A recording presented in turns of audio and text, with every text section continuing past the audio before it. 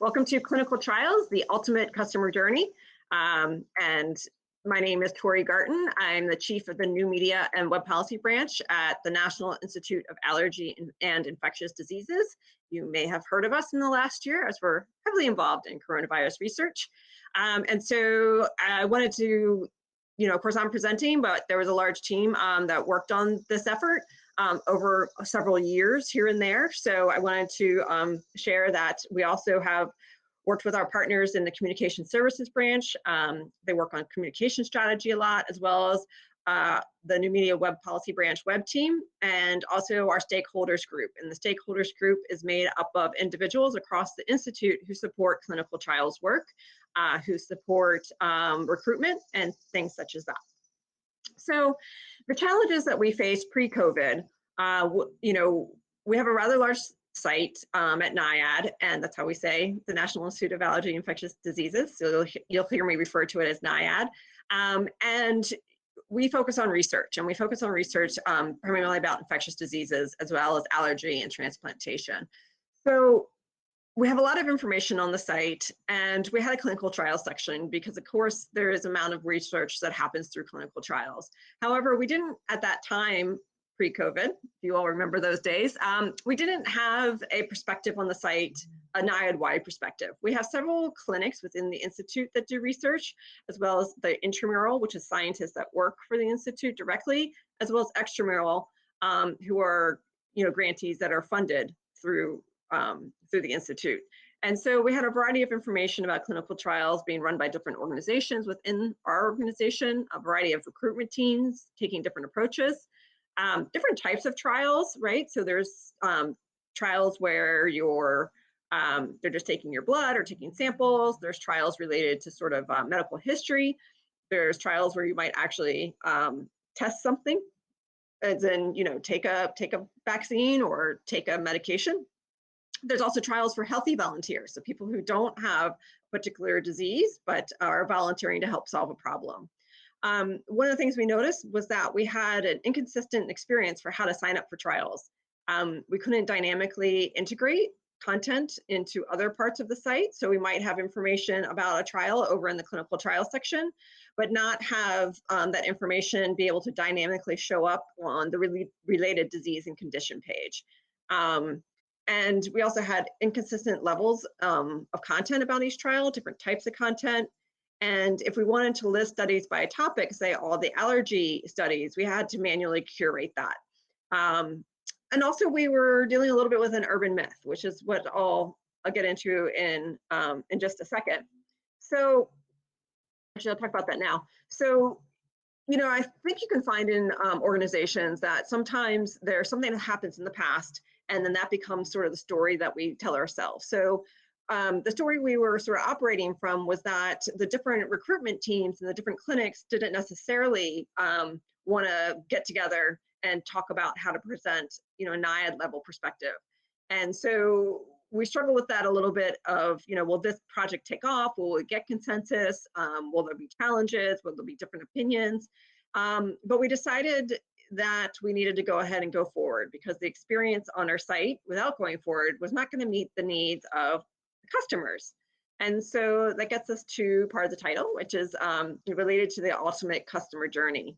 And I sort of named that because you need something catchy for your presentation, but really in light of COVID, we've seen the real value of clinical trials, right? We had hundreds of thousands of people sign up to volunteer for the vaccine trials, which was really impressive, and it happened pretty quickly. And so there's a real value in our communities participating in scientific research and helping us move forward. So it really is an ultimate journey, because it ends up with a result of positive health outcomes for people down the road, and that's what we're looking for. So the obvious answer for who is the journey, who is the customer, is that sort of, you might refer to it as front stage, right? So I don't know if you've listened to any other presentations about customer journeys, but sometimes we talk about the front stage, which is people coming to the site, and the backstage is what's going on behind the scenes. And I kind of like that analogy. A lot of times we focus on that front stage. We think about, well, who are our users? Back in the day, before we used the words customer journey, we talked about, well, what are their top tasks? What are they trying to accomplish? And now we talk about it a little more fully, and we're looking at, from end to end, what is this person doing? What are they experiencing? Where are they coming from? Where are they going? What's the whole process look like? Not just our little piece of it on the website. So our first customers that we're interested in are healthy volunteers, patients, people who might have a disease or condition who are looking to participate in a trial. There's primary doctors. I don't know if you've ever been offered to participate in a trial. I know I have. I used to have chronic sinus problems, and so I participated in a sinusitis study once upon a time when I was going to see a sinus specialist. So I wouldn't have thought to sign up for a trial back then, but that's how I was exposed to participating in trials. There's also doctors that are working at a particular research site or a research hospital who are running a protocol. And so as they're working with patients, they can make an offer there in the hospital or the center just to someone saying, do you want to participate in this? But as we started to pull together our plan to address our challenges on the site, it became clear that there was another customer that was really important, and this sort of backstage behind the scenes. And this is the researchers and the clinicians, recruiters, as well as individual trial sites. And so what I found, and I kind of like my little analogy I just came up with here, was that the digital team ends up being a matchmaker in a sense, right? So we're managing this digital property, and we need to make sure that what the researchers and recruiters need is being met by what we create, and is understandable to them, and it has a clear process, while also meeting the needs of our volunteers or participants in trials. And so we sort of have to match these two up. And really, it is a matchmaking game, right? We want a volunteer to be matched to a good study. And so what we found was in looking at this, and I think we're seeing this even more, is that the journey for the first set of customers can't really be solved completely to its best ability without addressing the journey for the second set of customers, which is the backstage, right? So I think we run into this with a lot of digital tools that we create. I don't know if you guys run into this, but I run into this quite a bit, where you go to present something in a digital manner on a website, and come to find out that the internal processes behind the scenes really aren't supporting a good outcome that you're presenting front stage. And so I think, as we think about our projects, as we think about customer journeys, I think that backstage journey is just as important. And while, typically we don't think of web teams I don't think we think of specifically as web teams as solving business process problems. I think in a way that's really actually one of our secret jobs. And whether or not we solve the problem, we can certainly illuminate the problem. It's very hard to present information in a cohesive, usable manner if behind the scenes things are sort of not really spelled out, or there's confusion, or there's not consensus. And so, I'd love to hear from you in the chat. I can't see it now, but if you've experienced that as well, I think that's something maybe we don't talk about enough.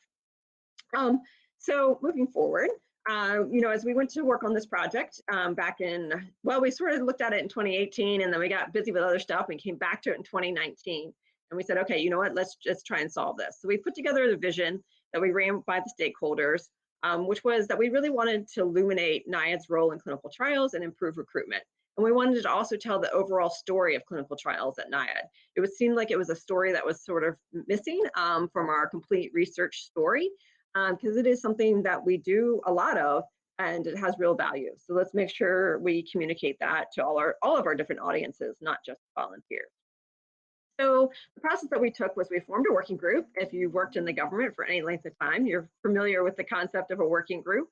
And sometimes those can be challenging. You have a lot of group thinks that can happen, but sometimes you can have some magic that happens, and that's what we were looking for. And so we looked at analytics, what was happening on the site currently, and where did we want to go. We did comparative analysis. We looked at other sites, other sites across NIH, across other parts of the government.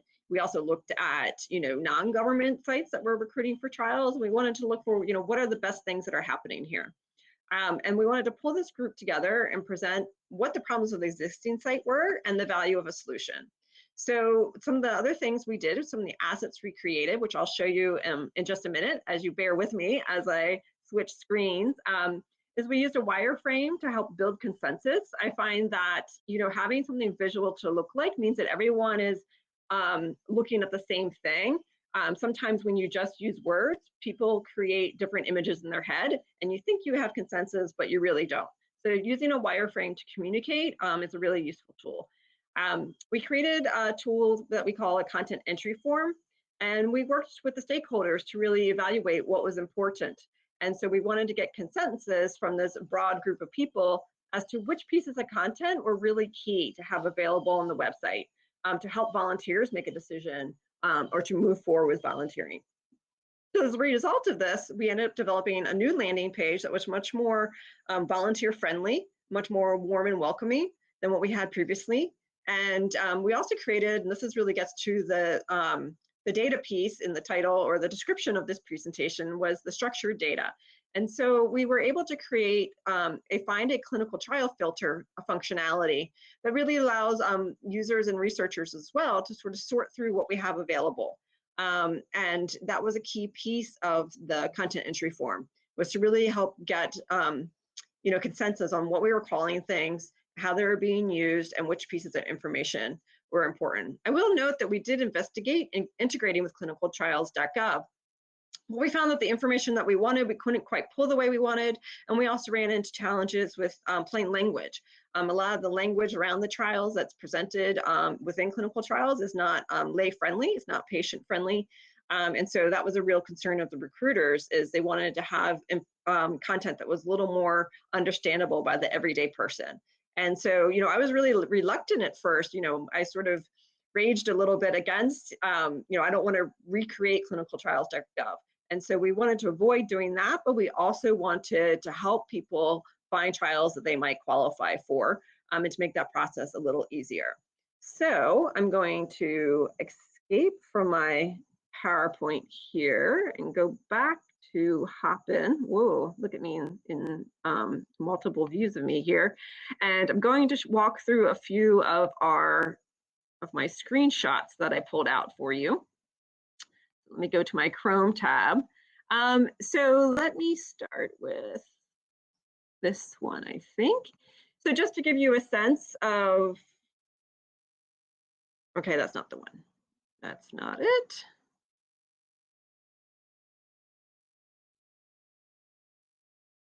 Apologies. This is the first time I've used Hopin.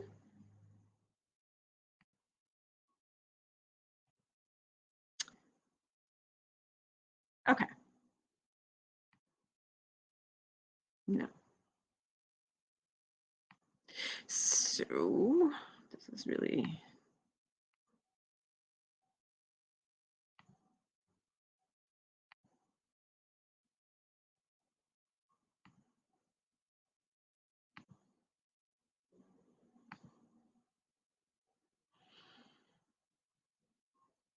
okay. So let me start with, I guess we'll go ahead and start with this page. No.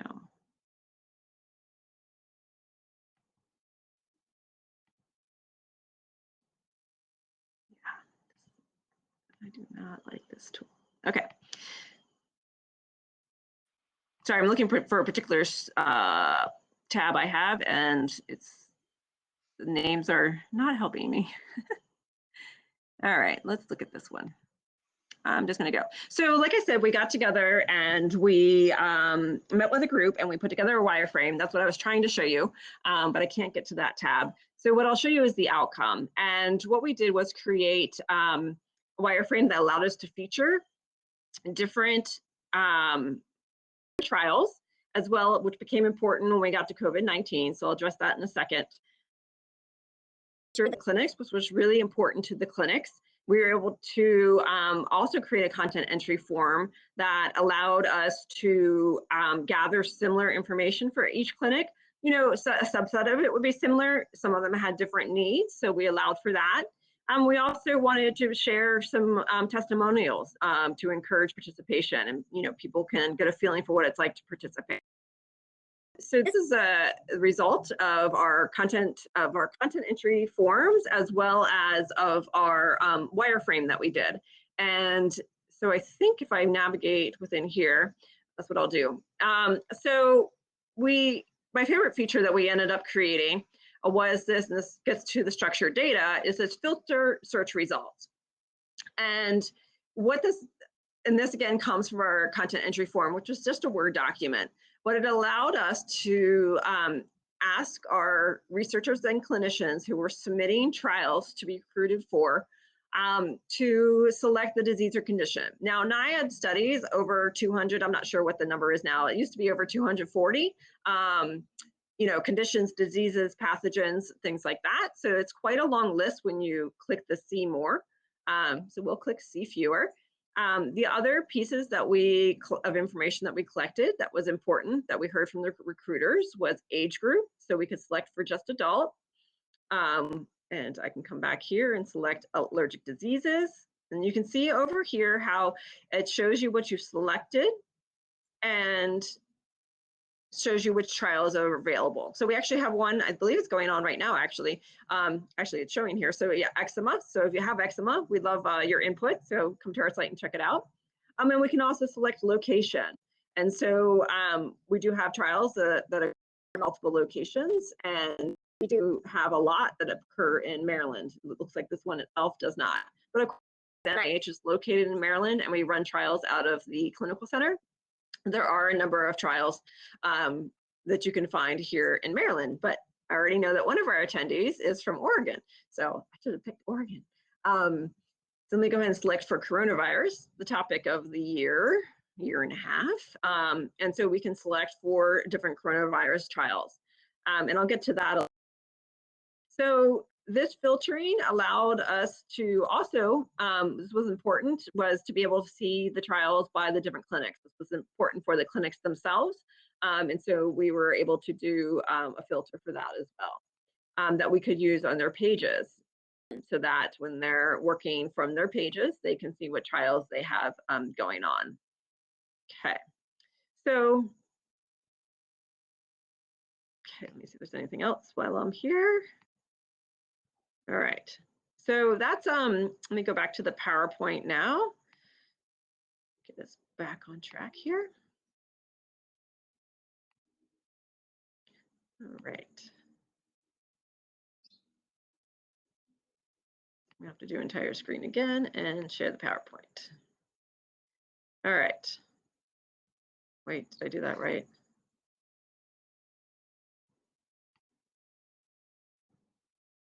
There we go. Okay, so you should see my PowerPoint again.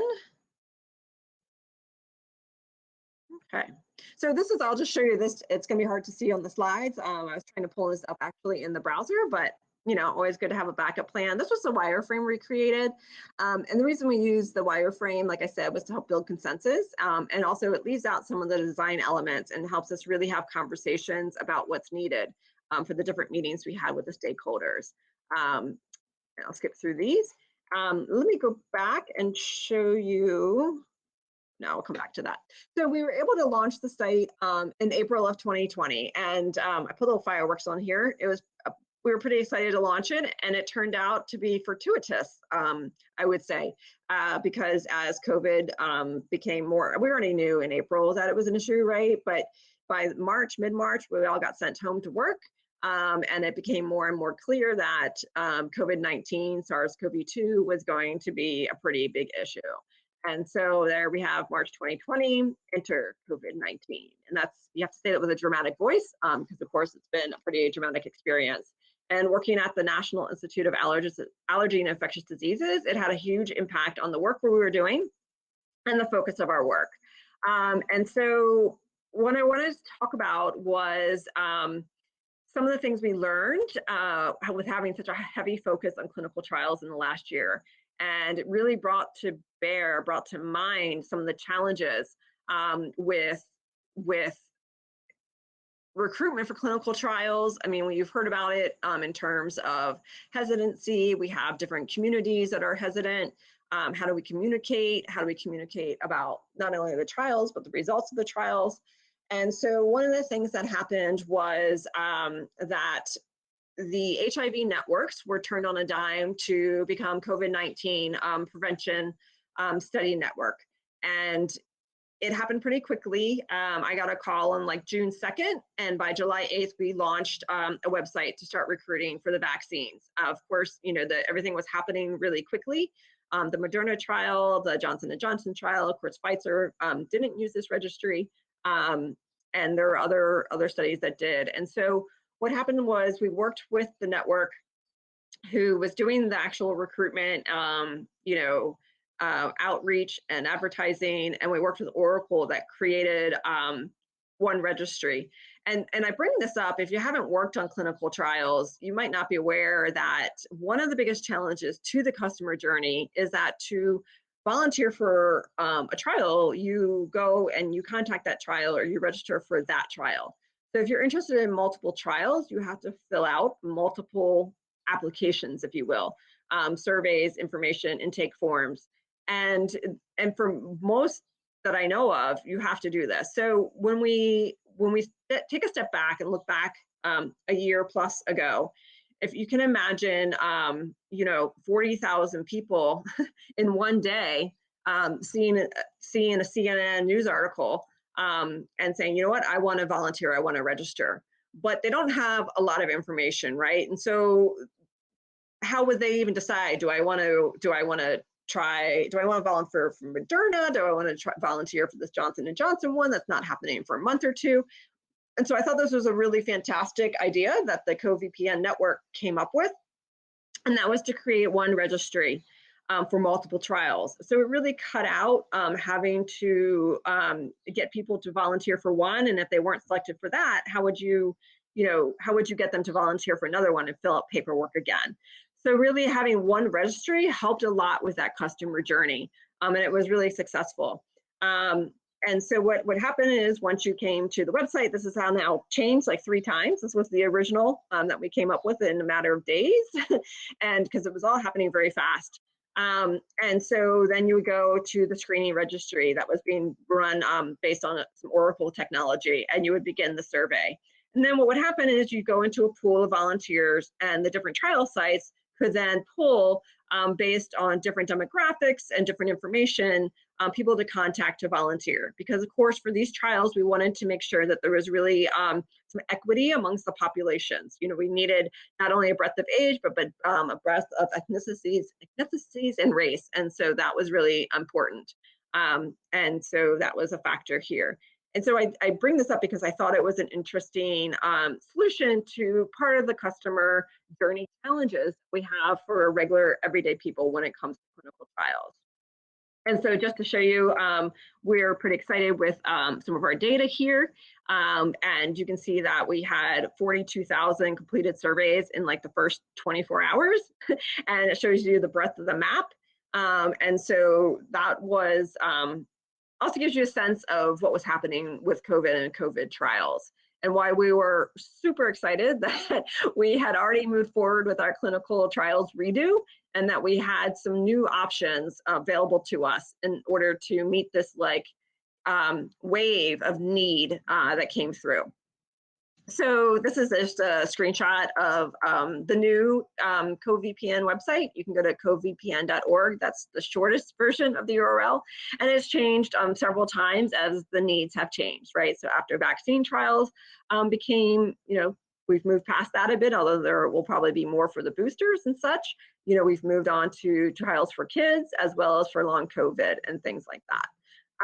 So one of the things that happened was, we were super excited about our content entry form, but in continuing to look at the customer journey for COVID-19, there were so many trials coming out, and I was telling my team this morning that I was looking back through some of our Slack chats and emails to put together this presentation, and I was like, wow, a lot was happening.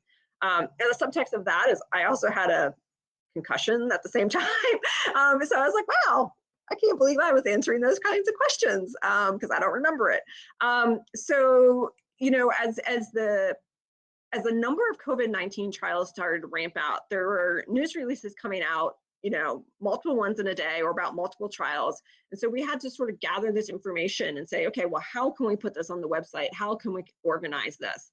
And it became apparent that if we just had a sort of big list of just COVID-19 coronavirus related trials, it'd be very hard for someone to find one that they might possibly qualify for. So we came up with an organization, some categories that seemed to match with the trials that were available, to try and help direct people to a trial they might qualify for. And so at that time, this is probably somewhere between August and October, there were trials for people with mild or moderate COVID-19 symptoms. There are definitely trials with people who were hospitalized. And that one, maybe the doctor would not volunteer them for, but offer to them.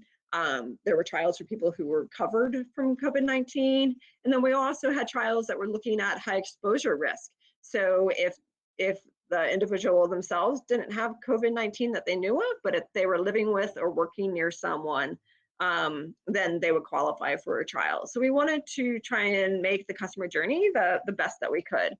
And so for that, we were able to come up with some classable content, is what we call it, to try and help people sort through these trials. And so I'm going to try again. I'm going to go back to the web here and try and share this with you, because I think it'll be better if you can see it. Oh, look, PowerPoint's back to being able to be shared. That's good. Let me go back here and share with you my browser screen. So here we have our page for Volunteer for COVID-19 trials. Again, we have some that we were featuring. Rotate, and then here we have our expanding and collapsing information. And what we did was, this had to be sort of done a little bit manually. So we were adding and subtracting trials from here, which was not quite ideal, but we didn't have time, honestly, to add it to our structured data. So now that things are quieting down a little bit, we have a list of things that we wanted to do last year that we're going to take a step back and look at. But what we were able to do was to continue to use the content entry forms to collect and gather the similar information. So you can see we have the study goal, the locations, sign up to, and how to sign up to volunteer. And some of these are different. Some of them you email someone at NIAID, some of them you fill out a volunteer questionnaire, and some of them you go to, is not displayed on one of these, but you go to clinicaltrials.gov and go from there. So there's a variety of ways still that the customer needs to go through, but we're hoping that this would help provide some order and structure to the different types of trials. Okay. I promise I'm much better at Zoom. All right, back to the PowerPoint here.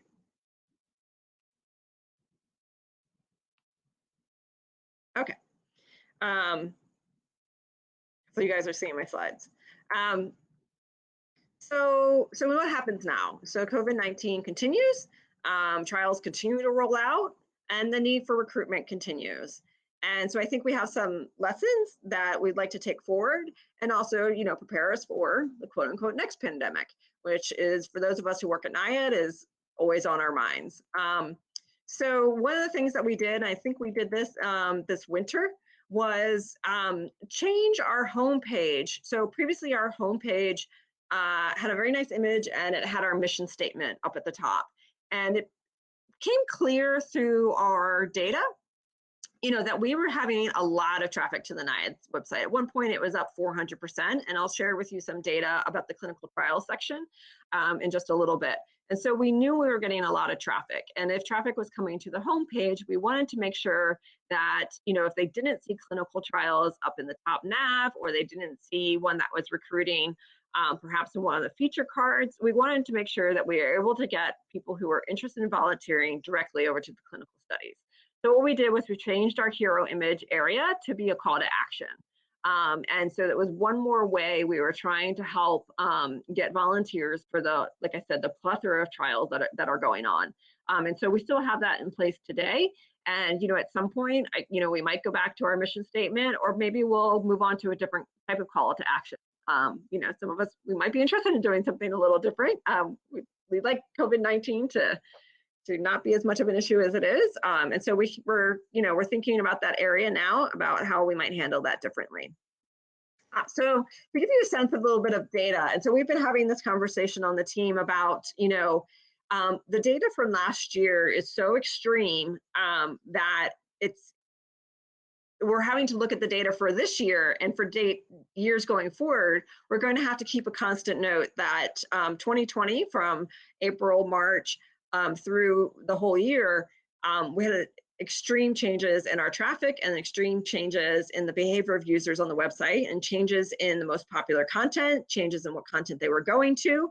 And so as we look at the data, we were planning on doing a post 6-month post launch review of the clinical trials section.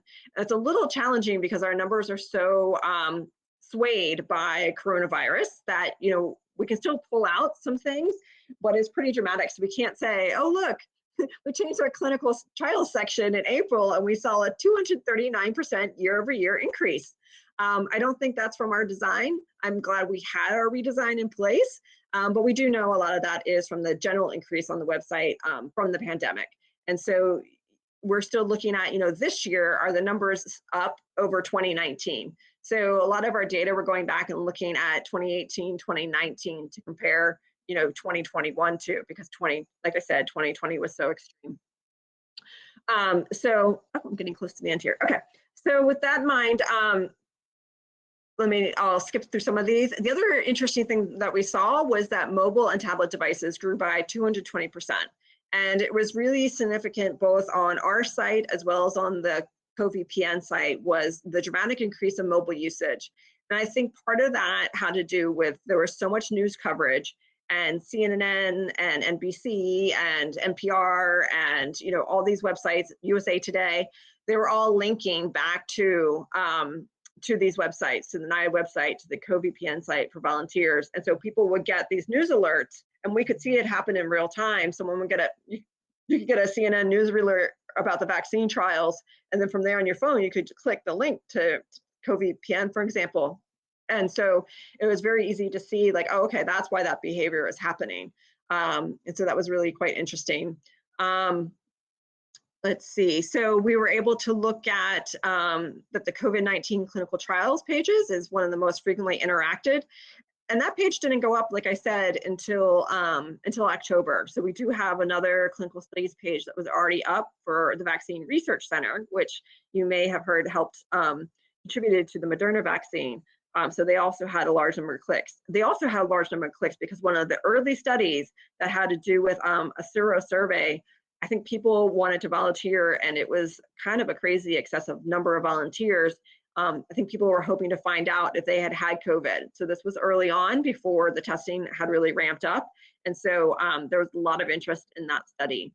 And so one of the things I do want to point out is we have was this page helpful? That's what WTPH stands for.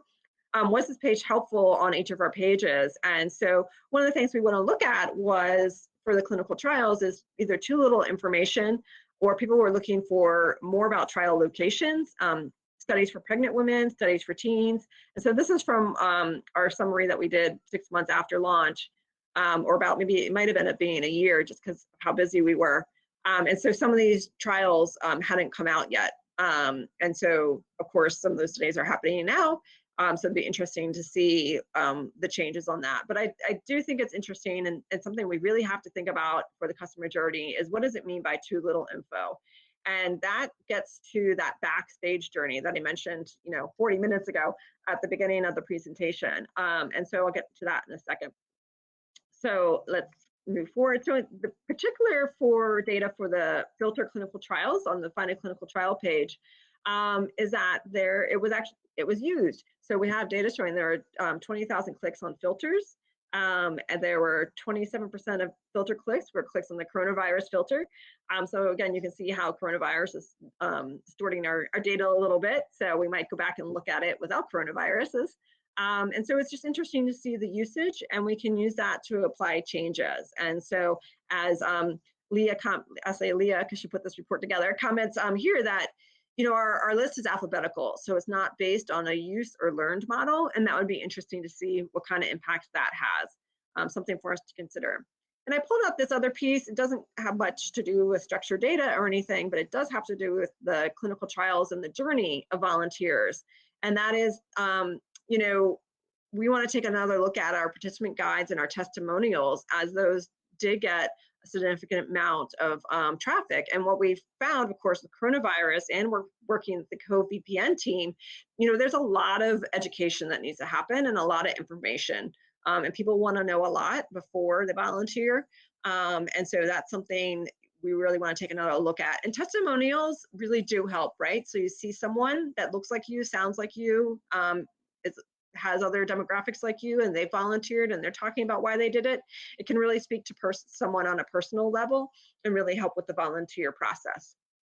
So let me get back to the backstage journey and the future goals. So in the last year, I think what we learned was we were really glad that we had our content entry form. So we could just send those off to researchers and clinicians and say, hey, fill this out, we can add your trial for you. But one of the things we didn't get to yet because of time and resources last year is we really want to take advantage of that structured data and use it to display our trials on related diseases and condition pages. So our disease and condition pages are a heavily viewed section of the site.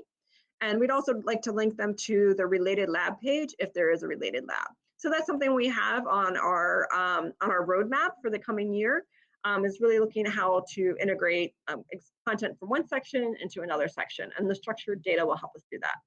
The other piece that came to light was that backstage process, right? So one of our goals is to get involved earlier in the process, before materials go to the IRB. And because one of the challenges, by the time we get stuff, it's already been approved by the IRB, but it's not necessarily plain language, or it doesn't necessarily fit the content entry form we've come up with our stakeholders. And so what we'd like to do is get a little more consistency with the content structure and with plain language, and even with, you know, there might be an official name of this trial, but the official name and the official acronym don't mean anything to a volunteer. So how can we get involved earlier to have that thought process happen before all these approvals happen? And also, you know, we found that our intramural clinicians didn't even necessarily know that they could work with us to put their trials on the website. So that's another communications thing we're going to be working on in the coming months. Another piece that came to light, especially with coronavirus, is that we don't have the sort of idea of a cross-agency working group. There are working groups that work on different things. There's communications meetings that happen, and that's much more, I think, press-driven. But with the clinical trials, there were different sites posting different trials, and not necessarily a clear way for a volunteer to understand what the world of trials was, especially related to coronavirus, that they could volunteer for. So I think it would be helpful if we came up with a common structured data that was patient-friendly or volunteer-friendly, or at least a subset to have in common, so we can more easily share across different sites to make sure that we're helping volunteers get to the trial they're most likely to qualify for. And so thinking about that volunteer clinical trial journey, we need to consider multiple sites, right? Because not only does NIAID host trials, but of course there's NIH, there's other institutes at NIH who are doing coronavirus clinical trials for different aspects of it. HHS, there's BARDA, there's Department of Defense. And so we have this whole world of trials that are happening at different places, and we're not quite telling the complete story. So I think getting together and addressing that would be really helpful. And also having that process in place before the next pandemic would be even better. So I think that is where those are the kinds of things we need to do to take the customer journey to the next level. Because right now that's sort of the barrier, is this behind the scenes backstage stuff, right? So another piece of that would be looking at clinicaltrials.gov. If anybody is on here from clinicaltrials.gov, I'd love to speak with you, because we get a lot of feedback that the information is hard for a layperson. So we'd like to pull from clinicaltrials.gov, and so there might be a happy relationship there to develop, to think about what does the public need, what does a volunteer need. Another piece that I think that CoVPN did a nice job with is the registration. And it's actually something we're looking at with our HIV networks, and that's to look at different types of HIV trials that several of our HIV networks are going to be running or have been running, and looking at, a person doesn't necessarily, a healthy volunteer might just want to volunteer, and they might not know if, well, am I a good person for a prevention one, for a treatment one, for some other aspect. And so we're looking at following the similar structure that we did for the coronavirus prevention network, CoVPN, and applying that to our HIV networks. I think that's a really positive direction to move in. And again, we also learned we really need to address this issue with government jargon and scientific jargon and the trial names and the descriptions and the promotion materials. I know my colleague Kristen and I one day were chatting on Slack, and it was very, very difficult for us and we work here to match up a trial that was, came out in a news release with how it was posted in clinicaltrials.gov versus what we got from the researchers, and trying to match them all together appropriately was pretty challenging even for us. So I think that's something, I'd like to take forward into the new year as a goal, is try and get those conversations going. So now here's my little tiger fist bump. Questions. I will move back to the chat. I think I've probably gone over, lost a little time there, but I'm happy to stay on if other folks are happy to stay on. I'm going to stop sharing and find my way back to the hop-in. And Hey, then Tori. Here's Tim telling me to. Yeah, no, thank you so much for your presentation. And just so everyone here knows, the keynote will be starting at 1. So use your time however you like, and Tori's willing to stay, then keep chatting with her. Thanks. Yeah, so if anybody wants to post any questions to the chat, I'm happy to answer. Otherwise, if you need to take a little break before the keynote, totally understand. So yeah. I'll hang out another minute, see if there's any other questions that pop up on the chat. Rudy asked what IRB is. Aha, see, I said don't use jargon, and then I use jargon. IRB, what does it stand for? Stands for the I can't think of right now, but it stands for review board. And so maybe it's, I was gonna say, Judy knows, institutional review board. Yes, so there you go. There's the little jargon answer for you. It's something we always have to watch out for. Thank you, Lee. There was a question earlier about what was the URL for CoVPN. CoVPN if you want to repeat the URL if it wasn't in yes. the presentation. For the shortest version is covpn.org. And the reason it's a .org is because it's in fact a website for a granting network. And it was just a interesting time where we provided the behind the scenes work for the website, and they did all the communications aspects. And so it was really a partnership there. So Joseph asked, how is the content maintained? Ending trials, dates, etc. Do you rely on content managers to manually update them? This was actually one of the questions that we had when we pulled together the stakeholders group. And I believe right now we are not automatically removing trials. It was a conversation we had that we thought about doing, but the challenge is that the trials don't always necessarily end when they originally intend to, because it depends on recruitment and how quickly or slowly the recruitment happens. So we do rely on our recruiters to keep us updated on that. One thing that we thought about doing, would like to do, is have a way to notify them, say, hey, by the way, this trial is coming up, it says it's ending. Is it really ending or is it not, just in case they lose track of it. So that's a feature that we haven't added yet that we've discussed adding. Yeah, thank you, Joseph, good question. Any other questions?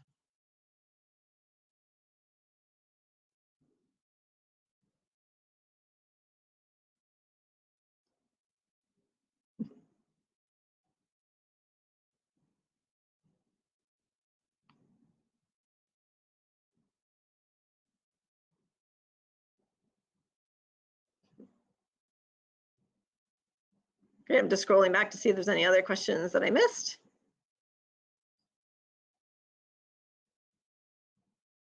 Cool. Well, thank you all for your time today.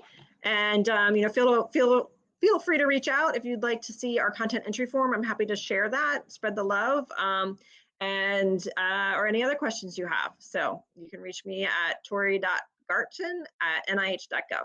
So thanks again.